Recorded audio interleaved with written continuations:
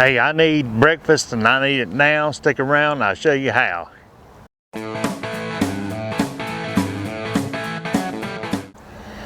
Hey look, this channel is all about very simple, very easy recipes. Today we're making a BROAF. That is a breakfast meatloaf, I guess you'd say. We're gonna coin that term right now, BROAF. So here we go, let's look at the ingredients. All right, we're gonna start out with the simple ingredients here. We've got some cheese. You need about a cup and a half of cheese. I've got some sliced Swiss cheese as well. You don't have to have that. Main thing is just kind of have a little bit of cheese between the layers in a little bit. I've got 5 eggs. I've got some bacon I pulled out of the freezer. We're gonna just throw that in there. And good old Jimmy Dean sausage. We're gonna be using this whole tube, which is about 1 pound. You know, Jimmy Dean's more than just sausage. That guy, he had some hit singles.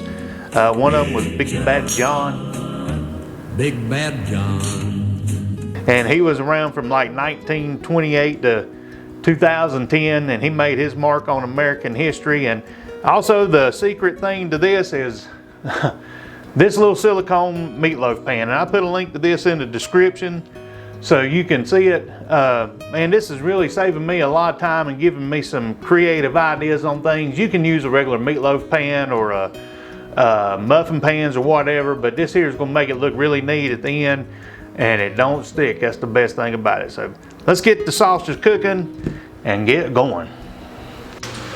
All right, as I'm in here, you can see I've got the bacon over there crisping up and some sausage. And hey, while you're at it, how about subscribing and liking if you're into a keto lifestyle? Even if you're not, this is a great breakfast and it's a great easy prep to take to work. Or just hit the bell button down there, the like button, and let me know you're there. So let's get on to cooking this sausage. Okay, one ingredient that I failed to mention was a cup of pork rinds. You can use whatever kind you got. But we're gonna start out using our special pan here. If you got a meatloaf pan, do it opposite, because the first layer in this is gonna be the top layer. If you're doing it and you're gonna be scooping it out of the pan, save the pork rinds to last. So we're gonna sprinkle a little of these in here, just give it a little coating, and I'm gonna save some of that for the thing, but I'm just getting a little thin coating on the bottom. That's gonna be the top whenever I flip this out. So. And then I'm going to put the rest of it in my eggs, just a little bit there, and give it a little mix. Yeah, it's a pretty fun procedure. Really, you're just making like a lasagna meatloaf or something weird. I don't know how you describe it, but you're just going to layer this stuff up. So, and like I said, since this is upside down, I'm going to put the bacon on the bottom, which will be the top layer. We've already established that. And actually, the way I done it, I have experimented with this. Actually, I just sort of stumbled upon this recipe. I had some leftover sausage and some oddball cheese and things like that. And I just made up one of these and sliced it up and took it for lunch. So I got the bacon in. Now I'm gonna put, let's go with a little, oh, I've got a little blend of cheese here. This is like ghost pepper cheese from a local cheese company called Ashe County. Hey, if you got a local cheese, you know, local anything, if you got something like that close to you, man, support them the best you can. This just so happens to be some great cheese, so I'm not really sacrificing anything there. But then we're gonna pour some sausage in, and then just layering it up. I mean, just a little bit here. We want a couple layers, so. And then I'm gonna pour a little bit of egg in, just like that. And kind of slosh it around in there and make sure it's everywhere, or almost everywhere.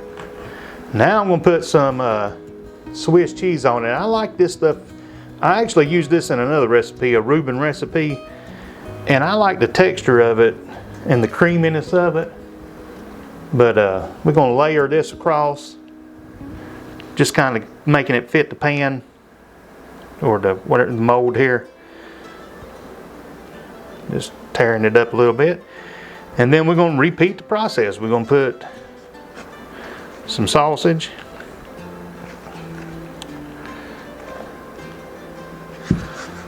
some more of the cheddar and ghost pepper stuff, just layering it in, making a mess.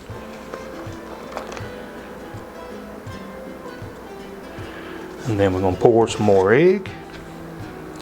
Should get about 3 layers out of this. And then we'll sort of pack it down with the fork here and just want all those little air pockets gone and filled up with some of the egg. And then one more good layer and we should be on the way. So we'll go back with some more Swiss. Just lay that there, there and there. Let's see, let's go with the meat. This is not super science, this is just get it in the bowl pretty much or in the pan. But when you slice it, I'll show you later, it's pretty cool how it turns out. And then we're gonna go with a little more cheese. This is, like I said, if you're using a regular meatloaf pan or you just wanna make it upright so you can scoop it out, this would be your top. But unless you got a super slick meatloaf pan that'll dump them out, this one's awesome, man. I like it. So, all right, I'm through talking about mold. And then a little more cheese. I've made a mess, but hey, that's all right. And I've got an oven preheating at 350. And we'll get this in there and get it to doing its thing. All right. Cheese and eggs is going to act like glue to hold it all together. So I'm going to clean up my mess, go put this in the oven, and move on to something else today.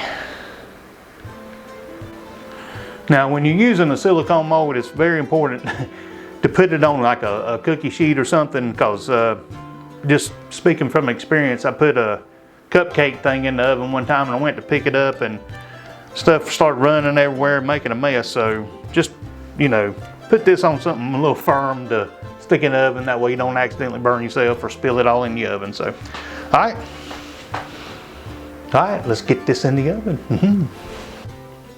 All right, here's what it looks like out of the oven. I have let it cool overnight in the fridge, and just a reminder to put it on a plate, on a pan before you put it in the oven. It makes it easier to get out and things like that.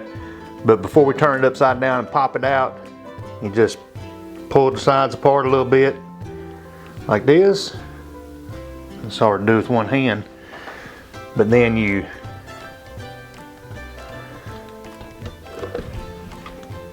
flip it over.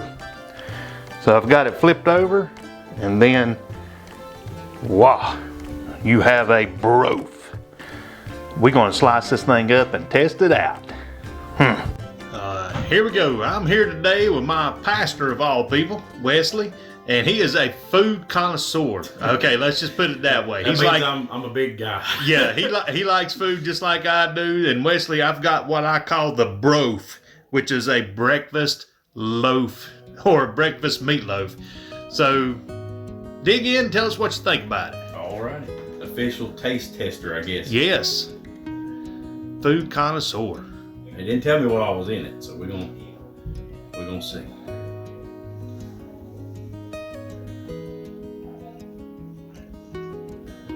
That's pretty good. Pretty good? Yes. Pretty good. Not delicious, just pretty good, huh? No, I'm mad you only brought just a little piece. All right. So that's a thumbs up? That is a 2 thumbs up, brother. All right, man. I appreciate your honesty. Oh, yeah. Taste test time. My favorite time, of course. Man, I like this because it's just so simple. You put it in slices like this. Just warm them up one at a time or whatever. But let's dig in and see how we did. Yeah. The sausage, egg, and cheese, and a little bit of magic. I love these things. Yeah, those are real good. Like I said, it's a simple recipe. I mean, it's silly how simple it is, but the cool thing about it is you can throw them in baggies, put them in the freezer, freeze them up, and I take them to work. I do a lot of things this way. I bag stuff up and take it to work, and then just thaw them out, throw it in the microwave for about 30 seconds, and you've got a BROAF. Hey, eat you some BROAF and may the Lord bless you.